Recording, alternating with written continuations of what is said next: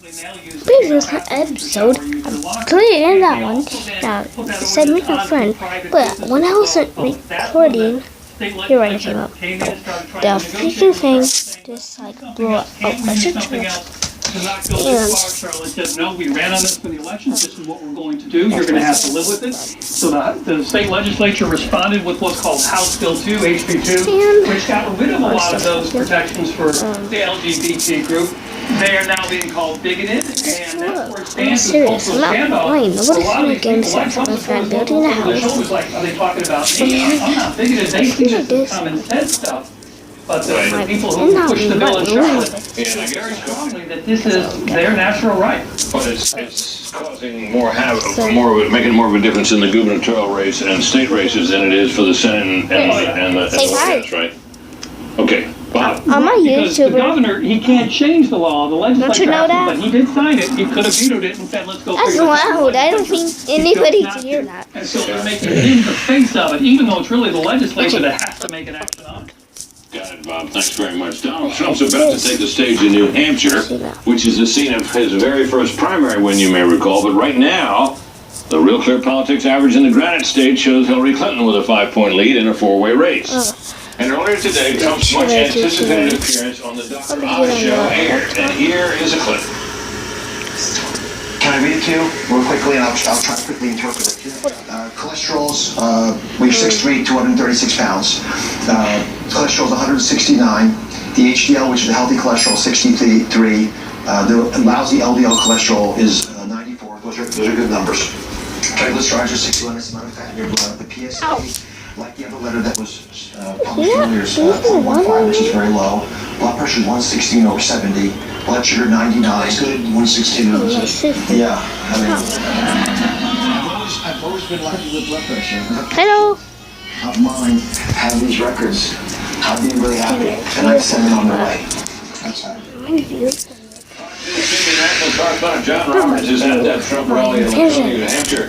John, it looks as if Donald Trump has done about as much as Hillary Clinton has done in terms of releasing records. Are we going to hear anything more? Will there be a doctor produced to discuss it? What? I want to get on and play on the laptop. No, I don't think that there's going to be anything else. The difference between the very first medical report that we got from Donald Trump's doctor, Brett, and this one is that this one actually had numbers. The first one was just an opinion that if he's elected, he'll be the healthiest president in the history of the universe. This one has got the cholesterol numbers. We also heard about an echocardiogram, a colonoscopy, a chest x-ray. So I think that for the time being, and probably before the election, this is the last that we'll hear of that.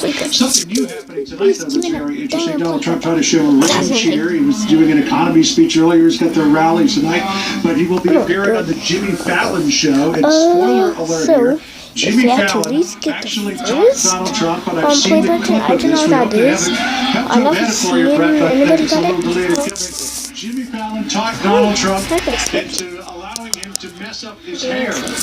And the results of that are quite extraordinary, so that's something to look forward to tonight. What Donald Trump is doing by putting out these medical records and by keeping up an incredibly rigorous campaign schedule this week, Brett, is he's trying to draw a subtle contrast between him, kind of portraying himself as the Iron Man, who literally is indefatigable, getting 4 hours sleep a night, saying he sometimes gets up at 1 o'clock in the morning, and Hillary Clinton, who was sidelined for the first part of this week because of her bout of pneumonia. It's just a subtle idea that Donald Trump is out there. He's got the stamina to be president. He's the guy that you can't knock down. Try to fit into this narrative carrying him forward to the election. Now, when you look at the polls, particularly in Iowa, and now 2 polls in Ohio showing them up between 3 and 5 points, the turn is happening. And the Donald Trump campaign very happy with where they are right now. They feel that they've finally got him under control, if you will. He hasn't stepped on his message in at least the last 3, maybe even 4 weeks, and they've got him in a good position, they think, to head into the November election. It will be interesting to watch it tomorrow because he is going to have a press conference at the old post office tomorrow, throwing it open to questions from the traveling press. And you know, Brett, how we like to try to knock the candidate off message. So we'll see where that goes tomorrow morning, 10 o'clock in Washington, D.C. I can't wait to see the hair clip. Everybody, I guess, will know it's hilarious. That thing's no wig. John, thank you. It's not. It's good right on. All right, thanks very much. And Chelsea Clinton was also out on the campaign trail, but did she say something she perhaps shouldn't have? You'll hear from her next. Also, Donald Trump says he can create 25 million jobs. How realistic is that? Charles Payne is standing by to break down Trump's economic plan. Stay tuned.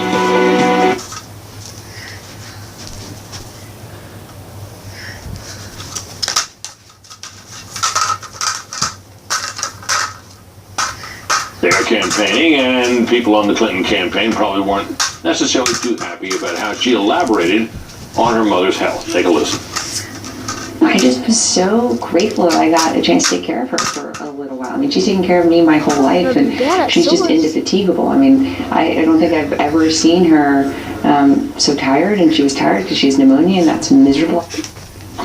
Never have seen her so tired. To discuss Clinton in North Carolina, Donald Trump and Dr. Oz. Let's bring in our nightly political panel, the Weekly Standard's Fred Barnes and the Washington Examiner Season 3 show.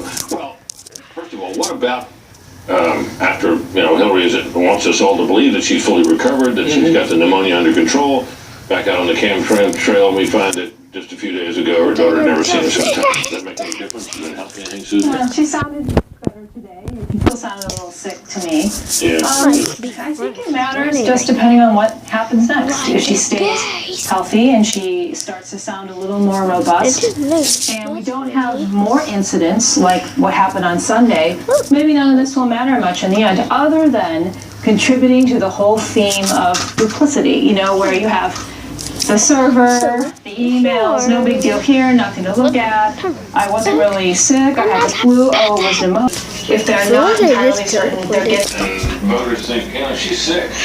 Is that enough reason to vote for Donald Trump? Is that an issue that would cause you to... That's a good question. I can't imagine somebody deciding on the basis of that. We have such a polarized country now that, are the Democrats who are going to say, gee, she didn't look very good. I think I'll vote for Trump. Hard to imagine that, but it's not inconceivable.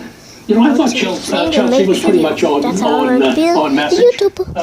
She did describe her mother as Superwoman. I'm so excited. I was planning to decide the truth is, I just see how hard this is. It's hard. She wasn't that hard a campaigner in the first place, Brett. She'd go to these big fundraising dinners. Well, actually, small fundraising dinners where people paid huge amounts. And those weren't that hard. Look, she didn't campaign at the furious level of Donald Trump. And I'm sure won't now. Where it can really matter, I think, though, is if, Trump is getting out and having these big rallies where he's getting up on the stage and really riling up the crowds and being enthusiastic and drawing these big crowds. And you have Clinton maybe doing these more low-key things. If she starts to sort of just back away a little bit from trying to do big campaign rallies, if you see her schedule lighten up, I think it could matter because she's got an enthusiasm problem already at this point, whereas Trump does not. Trump has a lot of enthusiastic people behind him. What about his release? It seems roughly equal to what she released. Is it enough? But I said, I think he's going to have to do more.